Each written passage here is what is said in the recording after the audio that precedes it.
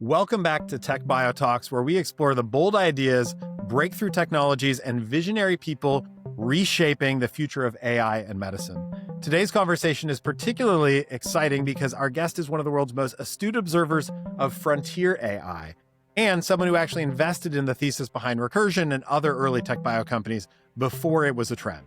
Our guest is the founder and general partner of Air Street Capital, a venture capital firm that focuses exclusively on AI-first companies. He comes to the investment world with a PhD in cancer biology from Cambridge, giving him that rare dual expertise required to truly understand the tech bio revolution. Beyond his investments, which include key players in computational drug discovery like Valence Labs, which is now a part of Recursion, he is globally renowned as the co-author of the State of AI Report, a definitive annual report on AI progress that sets the agenda for everyone from execs in Silicon Valley to policymakers in DC. He is here with us today just weeks after the release of this year's report, meaning we're getting his freshest, most disruptive insights on where the cutting edge of AI is moving. Please join me in welcoming Nathan Benaich.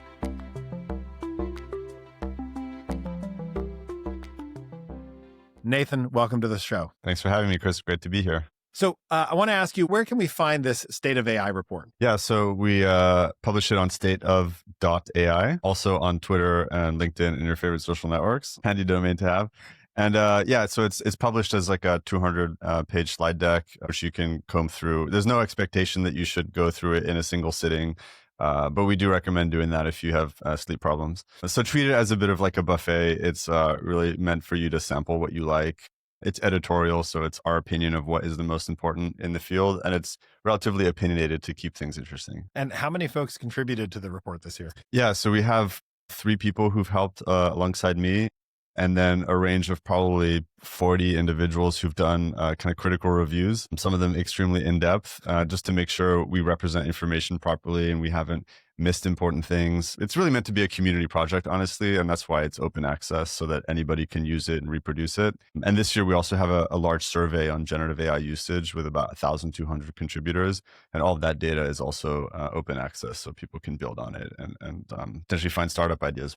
Incredible. Well, on behalf of the community, thank you for putting the report together.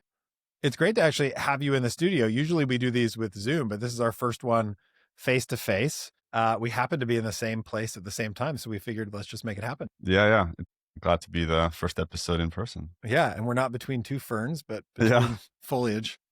So let's kick off. You championed this idea of AI first investment back before this was really a thing people were focused on. Tell me a little bit about what that means, and has the definition evolved over time? Yeah, from the context of company building and product building, what I thought was, back when I started in early 2010s after grad school, that more and more products would be built AI first. You're not like kind of sprinkling AI as an afterthought on your product experience. You're really trying to think about what kinds of problems can you solve if a learning machine solves it for you. And so the AI is the product. A simple way of defining it is just, if you rip out the AI, does the customer buy the product? And if they don't, then the AI is really important. I love that. And what do the founders look like in this space? And has that changed over time as well? Yeah, it's definitely changed. Even in this short kind of 10-year arc, I'd say 10 years ago, the founder phenotype was very much the machine learning PhD or grad school student or postdoc, or somebody who'd been working deep in the labs of the few companies that were really doing AI. And that was because back then you had to be good at like doing neural network design, tweaking parameters, meticulously labeling training data sets for what was then supervised learning. But, in today's era where you get these learning systems out of the box that work really easily and are relatively cheap through APIs, now you have the founder phenotype that is shifting a bit, and it's broader. It's people who have domain expertise in problems. It's great designers who can really have a flair for consumer products that people might like. It's professional services individuals who see how AI can be brought into, finance or legal or whatever other space that it hasn't been brought into yet. And they can play with these models out of the box and sort of run really fast and build what looks like a SaaS company, but where the product is AI, because it's a general purpose system nowadays that just works out of the box. And so for those founders who are non-technical, but maybe have the domain expertise, do those companies, do they feel really different to you from a cultural perspective, I mean, if they don't have any real technical folks on the team, Yeah. I imagine that the look and feels very different. Yeah. Yeah. So there are some that have like zero technical people Yeah. or from the point of reference of kind of machine learning PhD. And I think those were kind of derogatorily called wrapper companies. And, many of those have scaled really fast because it turns out that, yes, you can have a general purpose learning system, but you still have to like coax certain behaviors out of it. And that is to some degree an art and a science. And the individuals who have the most affinity for what their customer wants has like a better ability to sort of tease that out of a model. And then there's other companies which might do some customization of an open source model, and they're slightly more technical. They might spend a bit more time on training data because the general purpose system maybe hasn't seen those use cases. And that's probably where we can get into biology at some point, but that's a domain where I think, models out of the box are pretty good, but still not the best. And then over time, I think the playbook has evolved as, you'll use a general purpose system now, you'll run as fast as you can, try to iterate really effectively to find product market fit. And then at that point, you can decide, yeah, my business runs pretty well. The unit economics work for the time being, but there's still, insane competition amongst model vendors. So the pricing is relatively affordable and I can just keep running on third-party tools. Or there's this other fork in the road where you decide, maybe I don't need the full general purpose model. Maybe I can, distill or make something a bit simpler that's really specific for my use case and then sort of like take a fork in the road. You just wrapped the 2025 State of AI report. Yeah. This is something everybody looks forward to across a whole bunch of different domains every year. This has sort of become the report for the year for AI. Given that we're kind of focusing on the tech bio side today, can you talk about some of the most disruptive trends or ideas that you saw that might be most relevant to that field, the biology, medicine, healthcare side of things? Yeah. Well, I think from a high level, what the external field really saw in the last few years, everything about protein folding. Everybody at the dinner table knows what protein folding is somehow, and sort of believes that is almost like the be it and end all of drug discovery. But as most people who work in this field know, that's just like one part of a very, very complicated system. Still a very impressive feat. It is still incredible, but that is like what's kind of amazing with like humans is like you see this amazing thing and you're like, wow, this is like epic. It's going to solve everything. And then, a few months go by and you're like, well, that's table stakes now. What else can we do? Like in 2017, if you told people this was all going to happen, like there's no way. Yeah. This is true. Yeah. I think that's an important reminder is like, 10 years ago, the things we have today would literally be magic. Yeah. So like, we should not forget that. Yeah. But yeah, so kind of research directions have been going in areas like outside of pure protein folding. There's some approaches to try to like harmonize representations of molecules of proteins. There's like chemical language models that have emerged. Originally a repurposed natural language system that could process like strings of chemicals and output strings of chemicals, and hopefully those would be like useful drugs. Turns out it's a bit harder than we thought, but now what's cool is you can use these reasoning models, which will basically think step by step or output a string of steps that you would take to logically solve a problem, and then use that as like a synthesis planner, and then you would use like traditional chemical synthesis tools to actually output the molecules that the reasoner would have outputted. The other cool thing is like we start to see scaling laws emerge, and this is broadly speaking some kind of predictable relationship between things like model size, training compute that you would use for the model, and also the amount of data you feed the model during training. And so famously, this occurred in natural language in 22 or so at OpenAI. And to some degree, many, many years before that, depending on how far back in history you go, and has now emerged in next token prediction for amino acids and proteins with models like saw it in ProGen. phenomics as well.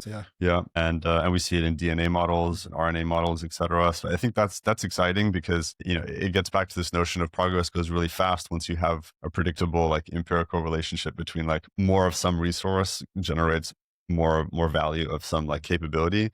And I think what's cool in biology is like we kind of know what the problems are. We know what the big diseases are. We have a lot of targets out there, but we don't have good enough capabilities to target those proteins.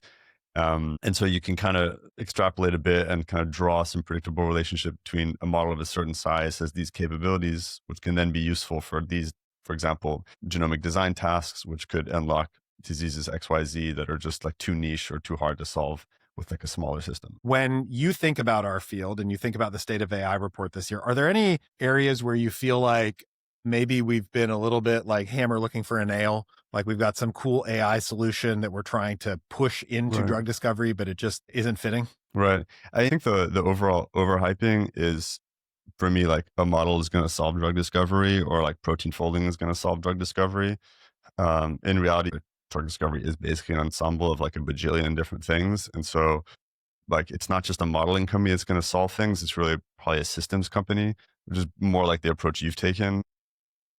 And so, I think just, yeah, overhyping by oversimplifying almost, is dangerous. And then anytime there's this too large gap between what is expected versus what happens, like you have this trough of disillusionment and like no one's happy. Do you think we are in that process right now? Like, do you think that gap is widening? We're near the peak. Are we in the trough? Yeah. I mean, the capital markets would suggest we're in a trough right now. Yeah. What are your thoughts there? Yeah, I'd say we're pretty trophy. But then they have a big gap between like public companies and private companies where like you have a lot of private like biotech AI companies that are worth more than public companies that have a ton more to show. Yeah. So it's, it's a little bit scary. So I think, navigate wisely.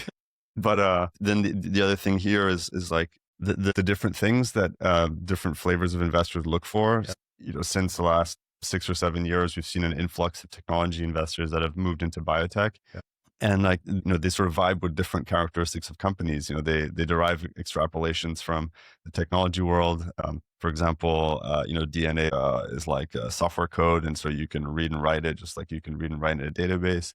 And like at a high level, kind of, but still not really the same thing. And so just knowing what you don't know and realizing that we're still in biology exploring a system that we don't fundamentally understand exactly how it works. And there's so much to learn. Like you could look at the exact same kind of cell basically, and then use, a microscope from 20 years ago and a microscope from today, ask the exact same question, get a different answer just because it's like less pixelated. Yeah. It's fascinating.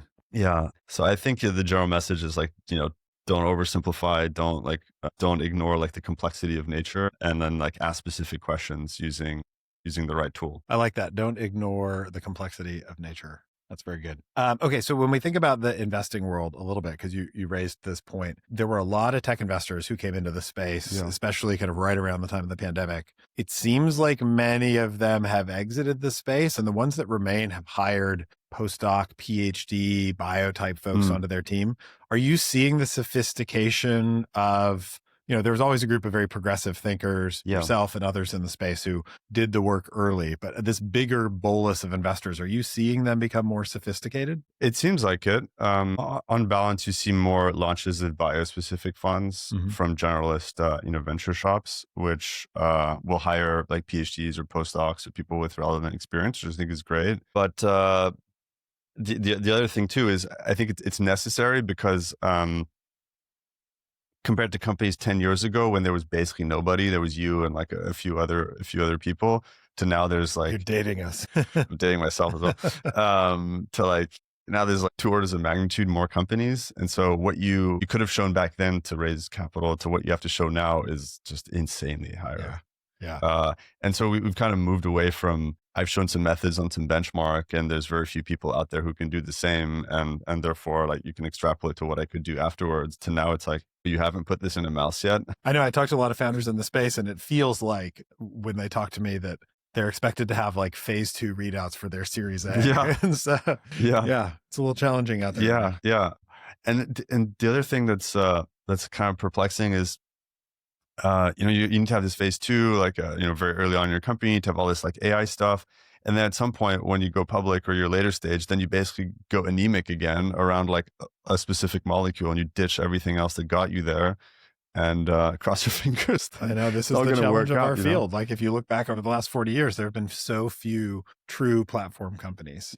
You can kind of the Regeneron, Alnylam, Genentech type companies are so rare. Yeah. I think because the investing world of life sciences at various points asks you to focus. Yeah. And I get that. That makes sense. It's rational in the short term. Yeah. But we lose out on, I think, so many big platform plays because we don't have the latitude to do that. Yeah.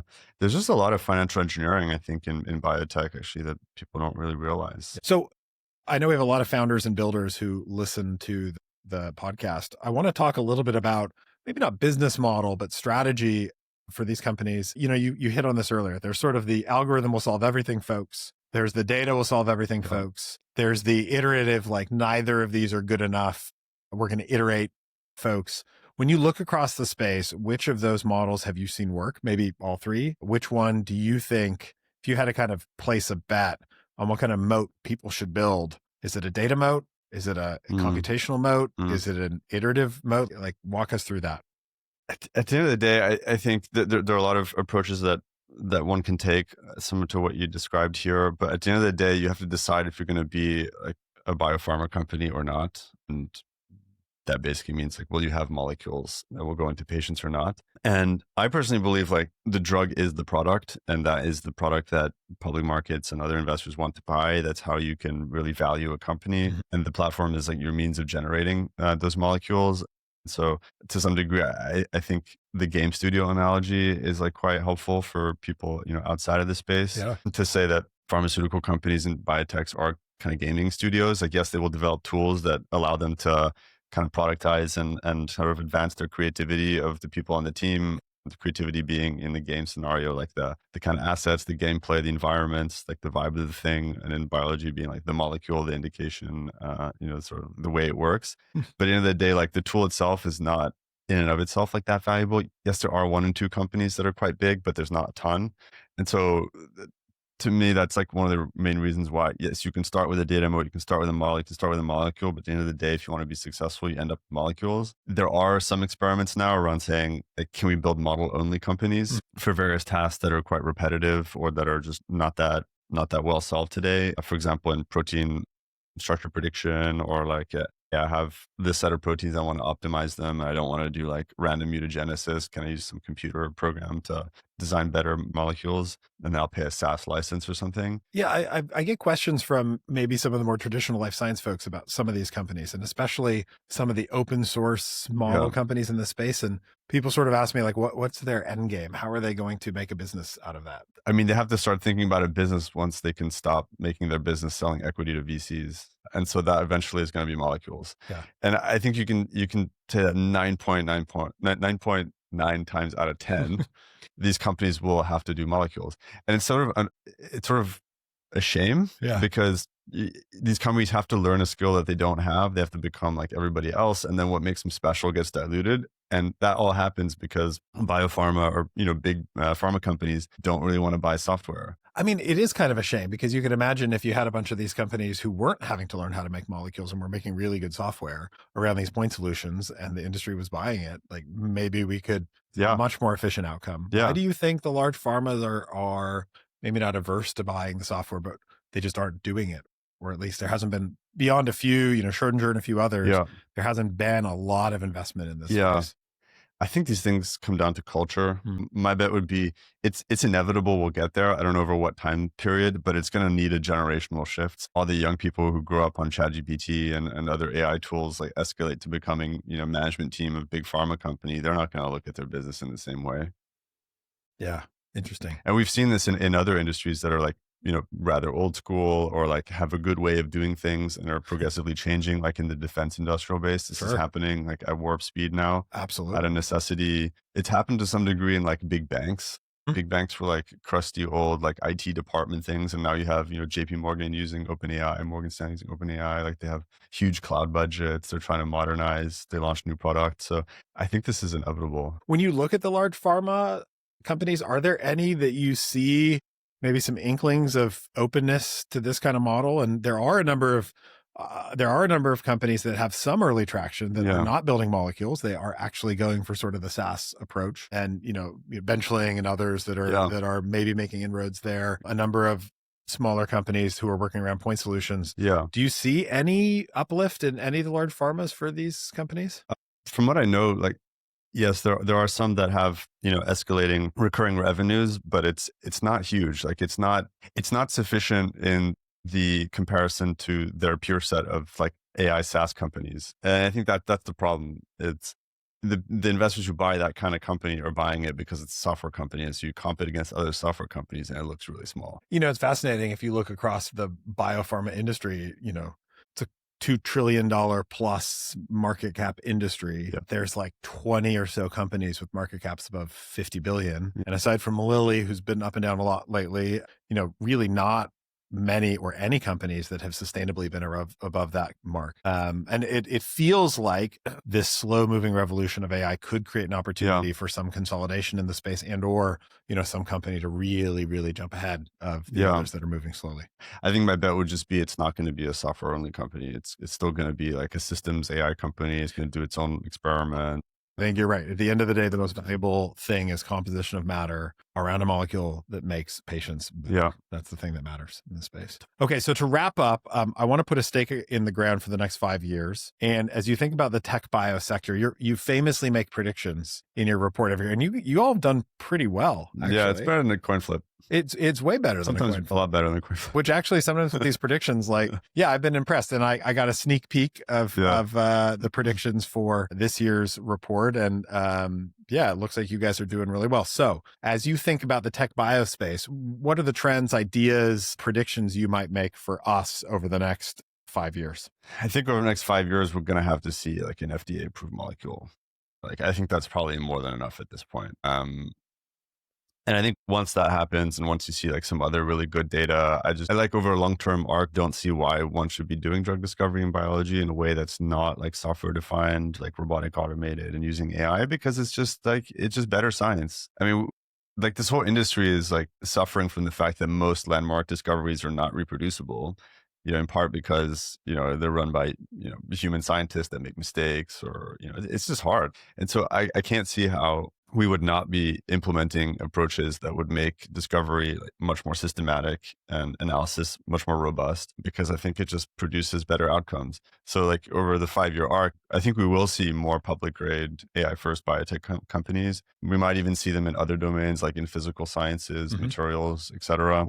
They suffer from they don't have like as good of a sort of symbiotic relationship between biopharma and biotech companies where one like kind of buys from the other.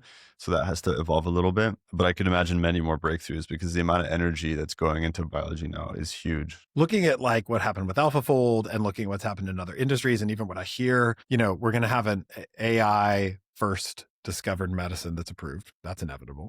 There's many dozens of these that are in the clinic. And as soon as that happens, then people will say, well, the AI was used to discover the target or to do the chemistry, but then you have medicinal chemists who did some of the lead optimization. That's right. So it's not really AI. And it kind of feels like people keep asking when our ChatGPT moment is going to be in biology. And it feels like because there's this really, really extensive process to discover and develop a medicine, I don't know that there will be a moment. Yeah. Right? Like we have targets that are discovered using AI. That are advancing in the clinic, in the field. We have chemistry that's been done with AI, and those will get approved at some point, some of them. And then people will just say, well, the whole process wasn't done. So I'm just curious, do you think we're going to have a ChatGPT moment for biology? Do you think that was ChatGPT? What's your thought there? Yeah, I think it's a good point. How are you supposed to lineage trace across like a decade-long process and say like XYZ step were materially touched with AI in a way that is sufficient for you to feel comfortable saying it isn't? People kind of have their perspective and they're going to find an argument to support it, I guess. Yeah, exactly.